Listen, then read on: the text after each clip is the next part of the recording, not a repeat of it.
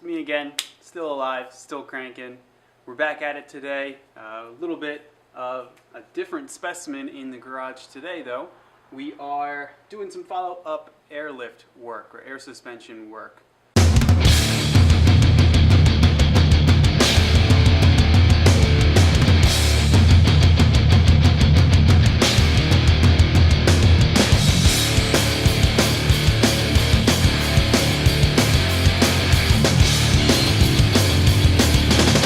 Lately, I've been experiencing a weird clunking noise from this front driver's corner. So I'm just pulling everything apart now, trying to figure out what's going on. My suspicion is that it is these front upper control arms, the bushings on there, they look pretty bad. I can't recreate the noise, unfortunately, by trying to twist it around. So I'm not entirely sure if that's what it is, but they're definitely the worst looking parts.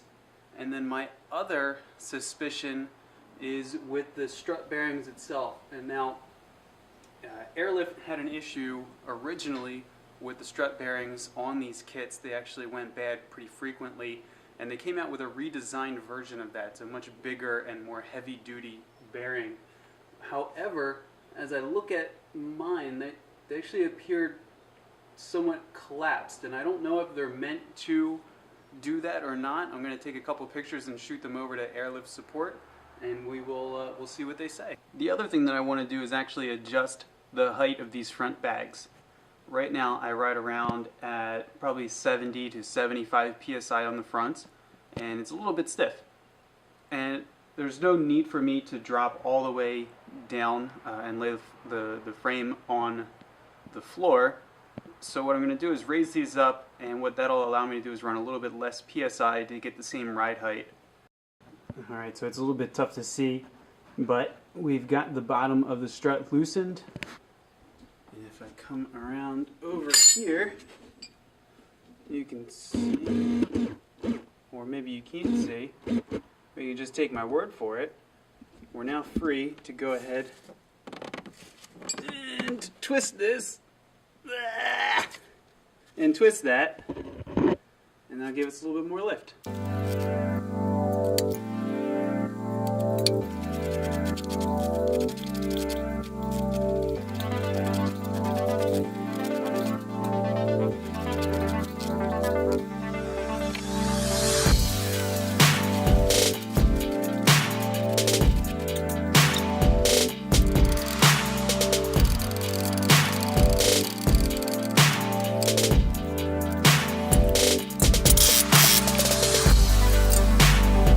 Okay, so quick update. I just got off the phone with Airlift support. They were super helpful, and we talked about the upper rubber isolator, the strut bearing, whatever you want to call it. We talked about that collapsing a little bit, and the person I spoke to is going to submit some of my pictures to their engineering department, have the engineers take a look at that, see if that's normal, and go from there. So while I wait to hear back, I think I'm going to go ahead and get the car back on the ground and look into kind of spacer for the rear so that I can do the same thing I've just done to the front.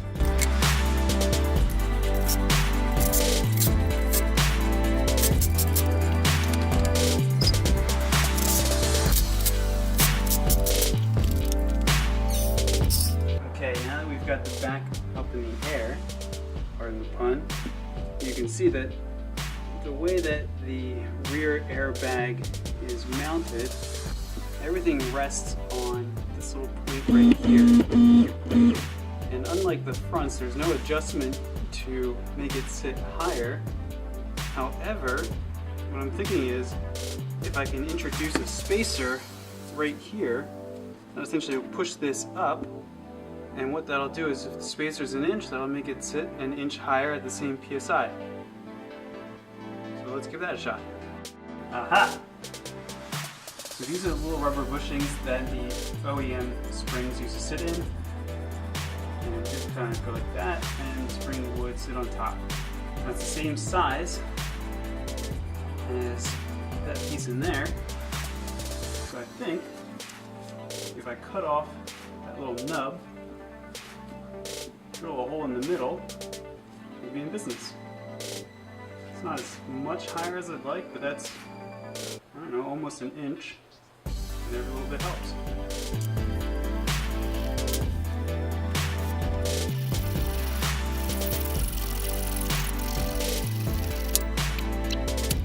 We've got our finished spacer here. Looking good. This is the original bolt, and since we're adding the spacer, I now have a longer bolt. See how that works? So cool.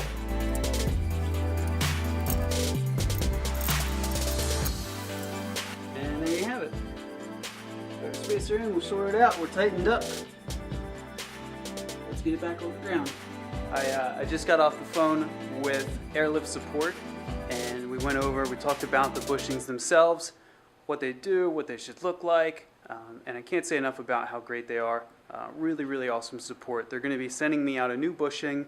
They weren't sure if it's the bushing itself or maybe another component of the suspension, possibly one of the upper control arms, so we'll get that figured out. I guess I'm thinking we'll replace that bushing, and if the noise goes away, then that's what it is. Good to go. If not, then we'll start to look a little bit closer at these control arms. But the real good news is we've got the car back on the ground now, and this is kind of the normal ride height that I have. However, now that we've done those adjustments, it's probably about 20 or 30 psi less. So I'm about to go take it out for a quick test drive, see what that ride is like. Whew! Oh man, that felt so much better. It's crazy, just a couple psi like that. Now it's like I'm riding on air.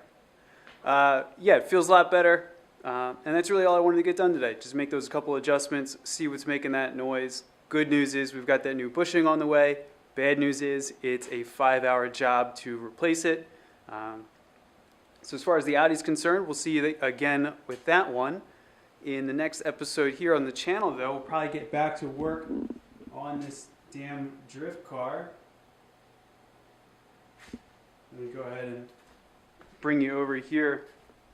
As you can see, I started playing around with the wiring harness, getting various things plugged in and ready to go. So we'll pick up there, and then also it's getting to be that time of year where this old girl under the cover comes off. End of April is the event out in Hershey, so looking forward to some warm weather. We'll get this old Porsche back on the road. All right, working on some dinner. We got special guest here, the original Takahashi Keisuke. He's got a special treat for the drift car project. When you go grab that. All right. Good job. Dude, so why don't you go, you can talk too. No, that's all right.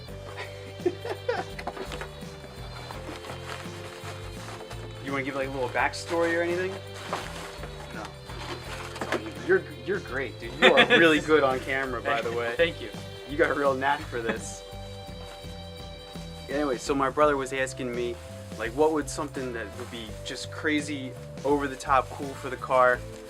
And I said, definitely a steering wheel. It's probably like the most important part of the whole setup, the tactile feel between driver and machine.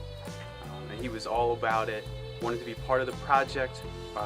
Super, super awesome birthday present, Father's Day present, and then just overall sponsorship of the drift car project. So we've got this sick ass Momo wheel suede covering, super, super awesome. We're gonna go in the car as soon as possible, and then, you know, whenever I'm steering, I always get to think of the big guy right here, and that's it. Thank you, man. Yeah, my pleasure.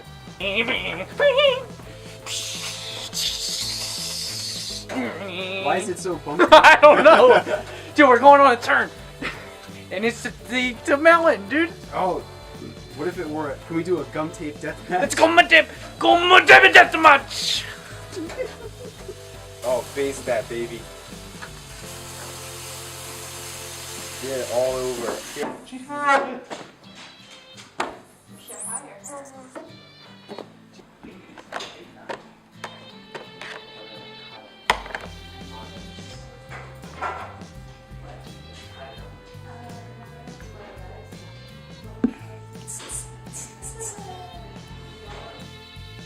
Hey guys, really important update before I close out this video.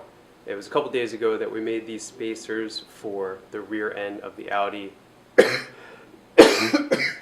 think I'm getting the black lung, Bob.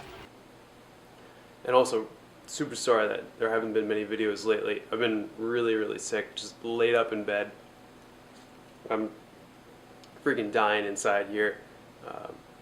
But yeah, anyway, we had these spacers, and for whatever reason, unfortunately, the rubber, I guess, it was causing the bolt on the bottom to come loose. So if you're driving around, and the whole rear end would be kind of clanking around. Anyway, important note, I actually had to take these out of the rear and just go back to how it was.